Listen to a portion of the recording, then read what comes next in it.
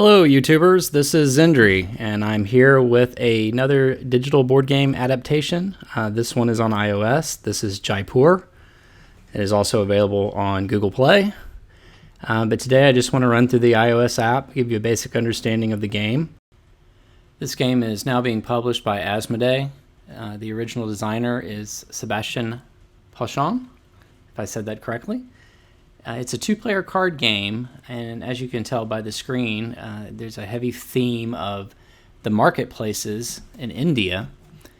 The goal of the game is to basically win seals of excellence from your crafty trading and bringing prosperity to the region. And the end goal is to be invited to the palace of the Maharaja. So while you're trying to build your own status in the markets, you're also trying to counteract the moves made by your rivals. So there's a nice theme here. As you can see in the options menu, there's several other languages other than English, and that's always a plus. So let's move along to some of the options here. You'll notice there's a campaign option, which I have not delved too far into. Basically, you're playing multiple games of the card game and making progress towards the end goal. A lot of the achievements in Jaipur are also tied to the campaign mode if you're interested in that sort of thing. I usually play the game as close as possible to the experience that I would have actually playing it live with another person. So I tend to play against the AI. There is online play, as you can see. You can also do pass and play. I'm going to go ahead and select the difficulty that I've been playing on most.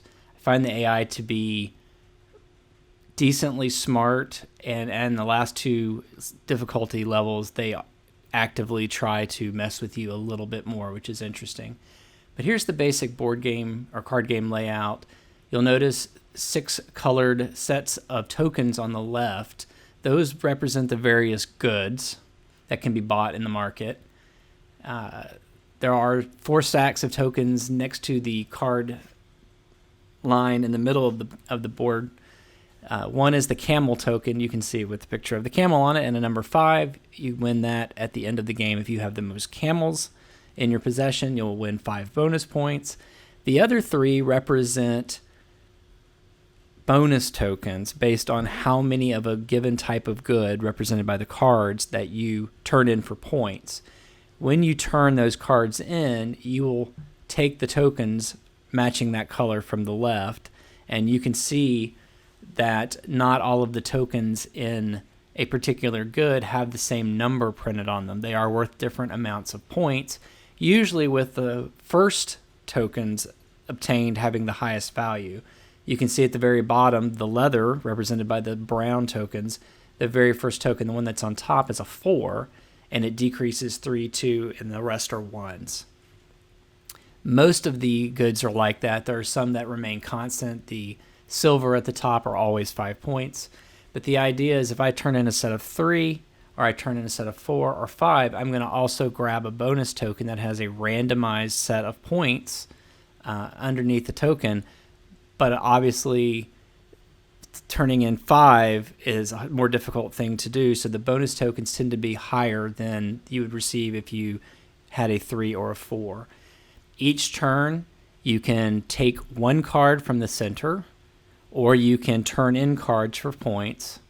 You'll notice that the camel cards are in the middle as well. They're very special. You also have the ability to take all of the camel cards. You can't take only 1 or 2. You have to take all of the camel cards, 3 in this case, and bring those to your side. The downside of that action is that you now free up a number of spots in the middle, and those will be instantly replaced with cards. So you may actually help your opponent get the good that they're looking for, giving them more chances. So you have to strategize a little bit about what makes the best choice for you, completing your own sets or trying not to help your opponent. And so basically this keeps going back and forth. You notice I just turned in 2 green cards. I only did that even though I didn't get a bonus token, because the green tokens on the right were a little bit more valuable, and I had seen the computer player take a green, so I knew he was starting to stockpile greens. A lot of purples and greens coming out. There's a silver. You also can only ever have 7 cards in your hand, which unfortunately, what always happens in games of chance, the moment you have a 6-7 cards in your hand, something comes on the board that you really want. And sometimes you're forced to spend your cards, claim your points, just to make room for new things, even though the opponent ends up grabbing what you really wanted. So this goes back and forth. Usually you play the first one to win 2 games is the winner and receives the seal of excellence, I guess, or each one of the games technically is the seal of excellence, and you're getting 2, and once you have 2, you're invited to the castle or the palace of the Maharaja. So this goes back and forth. The game can also end if the draw pile runs out, and so that very last 1 or 2 turns can be kind of nerve-wracking because you have to decide, can I afford to grab one more card out of the middle pile to get a bigger set bonus, or do I need to go ahead and turn in my cards to get that last couple of points, because you can't tell how many points are in my hand or in the opponent's hand at any time. You do get sort of a feel for it as you play, that you may be ahead or behind. You have to think about that, and as you go, that will influence your decisions if you want to take more risks or less risks. The game can also end once 3 of the colored tokens on the left-hand side have been emptied. So another strategy is, if I want, so I just took another gold card here with the idea of closing out the gold tokens on the left, which I just did. Now here's the problem. I also knew I had the camel bonus because I've got the most camel cards, but I lose. I was behind pretty much the whole way. I kind of knew that. And during that first run through, I realized I didn't really explain the camel cards very well. The camel cards are kind of like placeholders. If I take camel cards right now, I would get 3 in my stable. I'm not sure what the term for the herd, maybe my camel herd. I can exchange those on my turn for a number of cards. So if there's not a good that I really want, and there's camel cards available, I can grab the camel cards, and basically on a future turn, I'll be able to grab more than one card.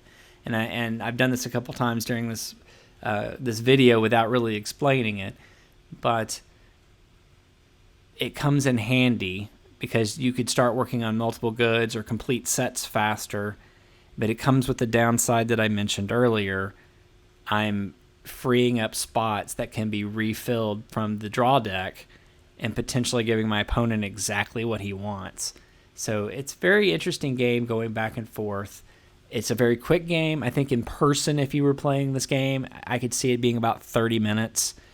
I think the Jaipur, I think the recommended ages are 12 and up, but my experience is that even younger players can do pretty well in this because there's still an element of random chance. You still have to deal with what the cards come out to the center region.